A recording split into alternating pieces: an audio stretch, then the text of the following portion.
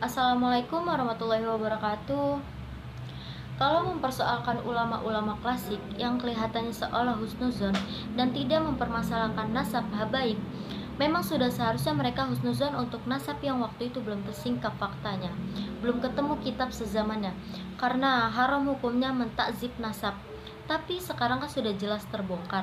Sesuatu yang sudah jelas haram hukumnya dihusnuzoni. Kitab sezaman abad keempat sudah ditemukan dan tidak ada nama Ubed di situ. Jadi 14 nama fiktif yang dibikin Ali bin Abu Bakar Asyakron di abad 9 itu tidak terverifikasi dan terkonfirmasi di kitab-kitab di setiap abad dari mulai abad 3 sampai 8. Jadi kitab yang ada di setiap zaman menulis nama-nama zuriat Rasulullah SAW dan ulama-ulama besar, tapi dalam rentang 550 tahun tersebut tidak pernah muncul 14 nama yang digambar-gamburkan Bani Alwi sebagai leluhur mereka tersebut dalam kitab Burqohnya Ali Syakron. Tidak ada Faqih Muqaddam, Sohib Mirbat, Amul Faqih, Ali Qoli Qasam, dan seterusnya yang mereka klaim sebagai mujtahid mutlak dan terkenal sedunia. Dalam kitab-kitab klasik manapun, baik internal klan Ba'alwi maupun eksternal.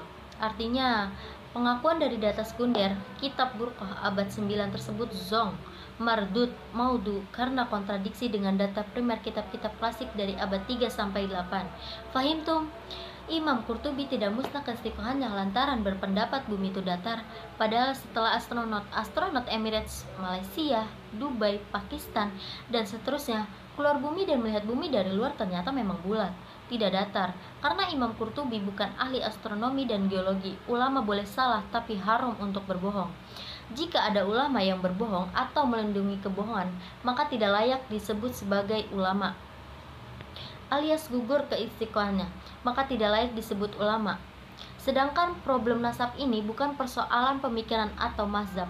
Didekatinya bukan dengan metodologi Thariqatul Jami yang bebas memilih qaul ulama dan bertoleransi dengan perbedaan pendapat, tapi ini soal fakta atau hoaks, jujur atau dusta. Sehingga dipakai sistem Thariqah Tarij yang mencari yang rozih, harus ketat memfilter dan menyaring data sampai ketemu kebenaran absolut yang tunggal dengan cara tariki bukan dengan cara fikih. Apalagi cuma berpakem pada syuhrah atau viral atau populer. Kalau legalitas keabsahan nasab Bani Alwi ini cuma berpatokan dengan surah atau kemasyuran, berarti akan digugurkan dengan muncul versi sebaliknya yang lebih masyhur, yaitu terputus dan tertolaknya nasab mereka. Jadi yang dimaksud Asawadul Azam atau syura wa istiqfadoh itu bukan kemasyuran di era sekarang doang, tapi kemutawatiran dari zaman ke zaman.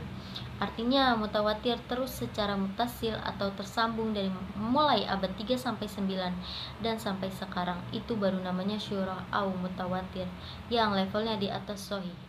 Assalamualaikum warahmatullahi wabarakatuh.